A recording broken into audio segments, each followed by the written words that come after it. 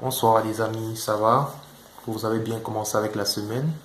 Tellement le temps passe tellement vite, nous sommes déjà aujourd'hui vendredi, je n'ai même pas vu le temps passer, je n'ai pas vraiment eu le temps de faire de vidéo. Même la vidéo que je fais là maintenant, j'avais pas prévu la faire, mais je reviens de quelques petites balades là, et j'étais avec des amis, deux amis avec qui pendant qu'on discutait, on est tombé sur le thème Pépita.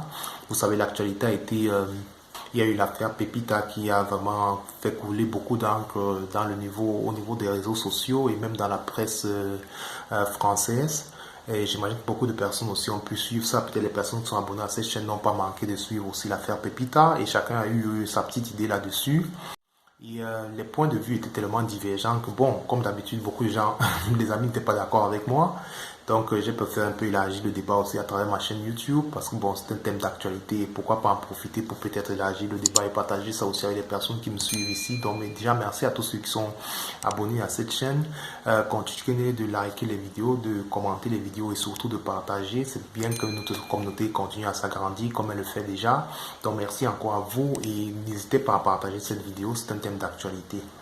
Donc, voilà, si le sujet t'intéresse, tu restes connecté et puis on avance. Donc, comme je disais, beaucoup de personnes qui suivent cette chaîne, certainement, n'ont pas manqué aussi l'actualité sur l'affaire Pépita. Donc, j'ai bavardé de ça avec certains amis et j'ai voulu continuer le débat ici sur ma chaîne aussi. Je pense que ceux qui ne connaissent pas l'histoire de Pépita, voilà, je vais peut-être mettre certaines photos de l'affaire Pépita ici, là.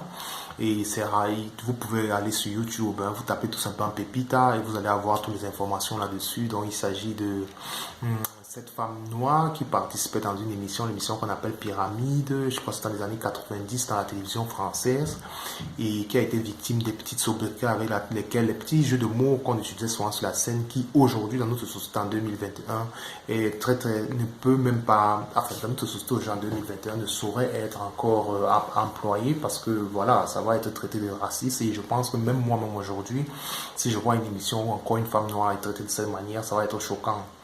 Donc, il y a eu une personne qui a repris ces images-là et a remis ça dans le débat public aujourd'hui et ça a fait couler beaucoup d'encre. Et ça allait dans tous les sens. On a vu beaucoup de youtubeurs aussi qui ont profité de ça pour faire une vidéo, comme moi aussi je fais aujourd'hui. Donc, ce que je veux dire, c'est que moi, ma position vis-à-vis de ça, c'est que d'accord, je suis contre les propos qui ont été tenus dans cette émission par rapport à Pépita. Avant de commencer d'abord à épiloguer là-dessus, je veux dire, la scène se passe pendant les années 1900, je pense, 90. Donc, ce n'est pas quelque chose d'actuel. Je pense que beaucoup de gens ont réagi avec beaucoup d'émotions, de colère, etc. Mais quand on essaie de voir la scène, comme je dis, c'était quelque chose qui se passe dans les années 90. Et on a ramené le débat aujourd'hui en 2021. Parce que la première des choses à comprendre en constatation, c'est que dans la société actuelle en 2021, en France notamment, aucune chaîne de télévision ne peut se permettre encore, aucune femme noire ne peut être traitée de la sorte aujourd'hui en 2021. Donc nous sommes en train d'épiloguer sur des choses qui sont passées pendant les années 1990. Donc remettre le débat aujourd'hui, le faire comme si c'était bien un débat actuel, je trouve ça un peu hypocrite. Déjà, ça c'est la première chose. Avant qu'on continue, j'ai envie de parler de quelque chose que cette histoire de Pépita me rappelle. Notamment, je pense que tout le monde qui suit cette chaîne a déjà eu à parler une fois dans sa vie de Malcolm X ou bien de Martin Luther King. Malcolm X, je pense que tout le monde le connaît. Si vous ne le connaissez pas, demandez à Google ou bien à YouTube. Vous allez voir des milliers de vidéos sur lui. Pareil pour Martin Luther King. Ces deux hommes-là ont beaucoup milité pour les droits et les droits des Noirs américains. Donc, ces deux Noirs américains qui ont beaucoup combattu pour qu'il y ait l'égalité des droits entre les Blancs et les Noirs aux États-Unis. Seulement, les deux avaient deux idéologies totalement opposées. C'est-à-dire que Malcolm X, lui, son idéologie, c'était qu'il fallait qu'on sépare les Blancs et les Noirs. Donc, il fallait que les Noirs vivent leur vie entre eux et que les Blancs vivent aussi leur vie entre eux. Parce que lui ne voyait pas de moyen de concilier les deux on ne va pas parler de race, mais les deux peuples, voilà. Les deux peuples ne pouvaient pas vivre ensemble, de par peut-être le passé historique ou bien quoi que ce soit, parce que lui voyait que, voilà, le fait qu'on vivait les Blancs ne pouvait pas, c'était pas possible. Donc, on était séparés partout, quoi. Alors, c'est ce que lui prônait en tout cas. Alors, de l'autre côté, on avait Martin Luther King. Lui, vous connaissez la fameuse phrase I have a dream. Lui, son rêve, c'était que les deux communautés, on va dire les blancs et les noirs, s'asseyent autour d'une même table et vivent ensemble et oublient les détails au niveau de la couleur. l'histoire pouvait rester juste comme quelque chose qu'on va apprendre afin que ça ne se répète plus, comme on fait aujourd'hui la traite négrière, ou bien avec voilà ce qui s'est passé en Allemagne pendant la Deuxième Guerre mondiale. Donc, on pouvait se servir de ça avec l'histoire pour apprendre, afin que ça ne se répète plus. Mais lui, il était dans la logique selon laquelle les deux communautés vont vivre ensemble, c'est-à-dire notamment les communautés d'aujourd'hui, parce qu'il parlait d'un rêve. Le rêve, c'est dans le futur. Donc, par exemple, son rêve, c'était aujourd'hui nos communautés d'aujourd'hui. Son rêve, c'était que Barack Obama, par exemple, devient président des États-Unis, parce qu'au moment où il s'exprime, ceci n'est pas possible. C'est vrai que je vois que beaucoup de gens ne comprennent pas encore le lien où je vais en venir. Le lien, c'est quoi?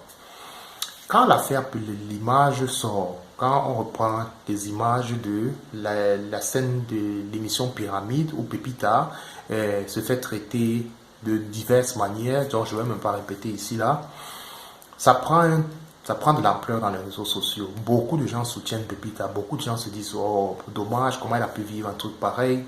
Tout le monde, même moi j'étais un peu offusqué quand j'ai vu ça.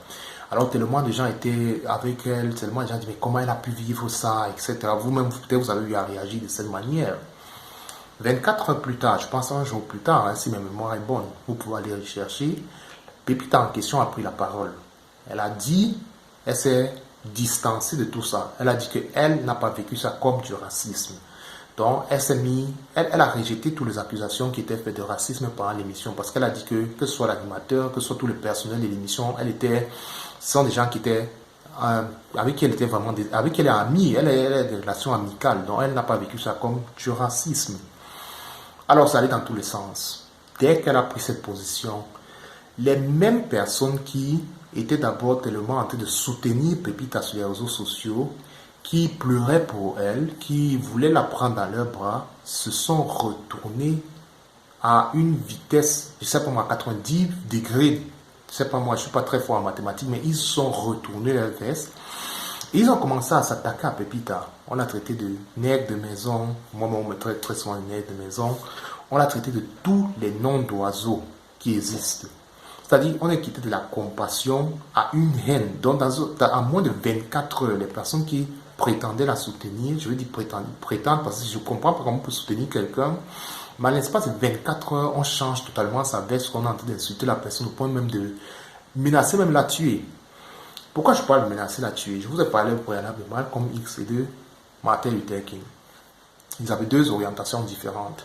Les deux militaient pour les droits des Noirs aux États-Unis, mais dans deux styles différents. Malcolm X luttait pour la séparation des Noirs et avec les Blancs. Donc chacun vit dans son coin. On n'a rien à faire ensemble. Voilà. Martin Luther King, lui, voyait plutôt le vivre ensemble, parce qu'il voyait qu'il n'y avait pas d'issue, on était obligé de vivre ensemble. Alors, qu'est-ce qui se passe, c'est que vous pouvez aller chercher dans les deux idéologies. Je ne veux pas parler, on peut écrire tout un livre sur Malcolm X, tout un livre sur Martin Luther King. Mais ce qui est sûr, c'est que dans leur combat, qui était noble à la base, Malcolm X, dans sa théorie de séparation, a commencé à comprendre avec le temps que c'était presque impossible qu'il arrive dans cette finalité. Là, il a compris que c'était tellement difficile sa théorie, qu'il fallait que les gens se séparent. Il a commencé à se reculer pour rejoindre les théories de Martin Luther King. C'est-à-dire, dans sa théorie de séparation, il a voulu rejoindre légèrement, il a commencé à se rapprocher de la théorie de Malcolm X. Et les adeptes il a les théories de Martin Luther King. Et les fans, on va dire comme ça, ou bien les adeptes de Malcolm X ont très mal pris ça. Ils ont très mal pris ça. Au point où Malcolm X sera abattu froidement par ses propres personnes, par les propres personnes qui étaient dans son idéologie. C'est vrai qu'il y a des théories qui disent que le FBI était derrière tout ça, davantage, il y a plein de théories. Mais quoi qu'il en soit, son meurtrier était un noir. C'était quelqu'un qui était fidèle à ses idéologies, mais qui n'a pas supporté qu'il commence davantage à quitter un peu ses idéologies pour d'avoir des idéologies qui se rapprochaient de ceux de Martin Luther King. Si vous comprenez bien l'histoire, se répète. On a Pépita, qui aujourd'hui, tout le monde se dit, oh voilà Pépita, dommage pour tout ce que tu as vécu. Mais en l'espace de 24 heures, dès que Pépita n'entre pas dans la logique selon laquelle les gens pensent, elle devient, je sais pas, elle devient la personne à battre. Tout le monde, on la traite de tous les petits noms d'oiseaux sur Internet. Même ceux qui prétendaient la soutenir. Je trouve quand même un peu ça, un peu léger quand même. Ça, c'est l'expérience de Pépita. Elle a vécu cette expérience, elle a demandé à ce qu'il n'y ait pas de malentendu, elle a expliqué comment elle percevait cette expérience-là. Mais alors aujourd'hui, Les gens qui n'ont aucune expérience de ce que Pépita vivait veulent prendre le problème et faire le leur. Il s'agit des expériences qui étaient dans les années 1990. La réalité, c'est que ça ne peut plus être possible aujourd'hui. Mais on a aujourd'hui nos leaders, nos soi-disant leaders dans la communauté noire qui ont pris ce problème. Je vous dis, dans YouTube, tout le monde a dit. J'ai même vu une vidéo où on a dit que Pépita, pourquoi elle refuse d'accepter la douleur? Pourquoi elle fait semblant de ne pas avoir eu mal? Mais c'était son expérience. Vous ne pouvez pas obliger Pépita à venir consoler votre ego. Le plus en plus, c'est quoi? Pépita aujourd'hui va commencer à se plaindre, pleurnicher sur tous les réseaux sociaux. Et qu'est-ce que ça change? Plus la réalité, c'est que ça ne peut plus être possible dans une émission aujourd'hui dans la télévision française de traiter une femme noire de la sorte. Donc à quoi bon vouloir aujourd'hui faire toutes les émissions, à vouloir pleurnicher de quelque chose qui s'est passé dans les années 90? Donc nous tous on est conscients que ça ne peut plus se passer aujourd'hui. Tout le monde en parle. On a traité Pépita de tout et de rien. Et de pire encore, par nous-mêmes qui prétendons être des noirs qui subissons le racisme. C'est la même chose qui se passe avec Malcolm X. Il a été abattu par les siens. Tout simplement parce qu'ils n'arrivaient plus à les conforter dans leur façon de faire, dans leur façon de se percevoir comme des personnes victimes. Et c'est le fameux problème que nous avons toujours dans notre communauté noire ici en Occident, dans notre diaspora. Il faut toujours pleurnicher. Quand vous ne pleurnichez pas, vous êtes un être de maison. Il n'y a pas une autre façon de percevoir le racisme. La seule manière de percevoir le racisme, c'est toujours se voir comme des victimes, des éternels bébés. Il faut toujours être en train de pleurer et comme ça, le paternalisme de gauche, les fameux partis politiques de gauche viendront nous ramasser et nous cajoler, nous dire « Oh oui, vous êtes victime » et autres. Parce que ce que je veux dire, c'est que, prenons un exemple bête. Je dis la scène de Pépita se passe dans les années 90. Vous vous rappelez du président Jacques Chirac? Le président Jacques Chirac avait parlé des Noirs, les symbolisant par les odeurs, les bruits et tout. Si on ramène ça aujourd'hui, est-ce que les gens vont réagir de la même manière? À l'époque, ça n'avait pas empêché que Jacques Chirac soit élu, malgré qu'il avait fait cette remarque-là sur les populations noires. Si aujourd'hui on peut s'en prendre à l'émission Pyramide, on peut s'en prendre à Jacques Chirac à cette époque-là. Mais la réalité, c'est que si un président français répète aujourd'hui la rhétorique de Jacques Chirac avant les élections, il ne sera pas élu. Donc pourquoi est-ce qu'on veut faire d'une émission qui s'est passée dans les années 1990 une actualité aujourd'hui où tout le monde veut pleurnicher, tout le monde veut faire comme si c'est ça le monde dans lequel on vit aujourd'hui? Arrêtons un peu avec cette hypocrisie-là. Arrêtons un peu avec cette hypocrisie-là. C'est une émission qui est dépassée. Le temps a passé, les choses ont avancé. Je ne nie pas le racisme, ça continue toujours à exister, mais pas sous cette forme-là. Pas sous cette forme-là. Donc arrêtons un peu d'aller dans tous les sens, on va voir dans tous les sens. Donc, moi, c'était ça ma prise de position. Je trouve dommage que pendant les années 1990, Pépita a eu à subir ça, même si elle se désolidarise de ce que nous on pense. C'est son droit le plus absolu. On ne peut pas lui refuser ça. On ne devrait même pas lui refuser ça. C'est son droit le plus absolu. C'est son expérience à elle.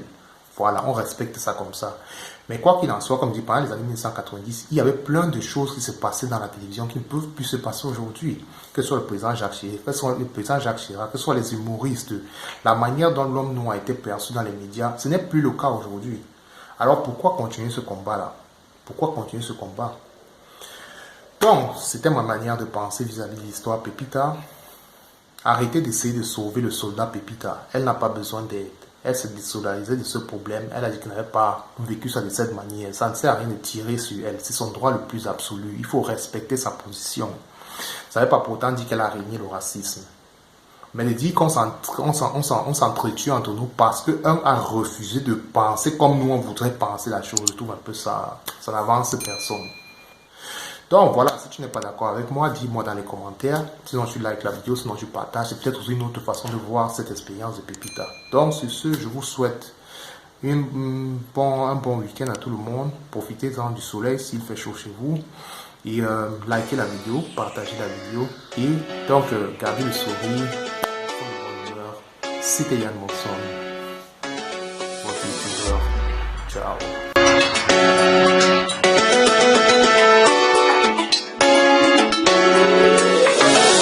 Bullseye.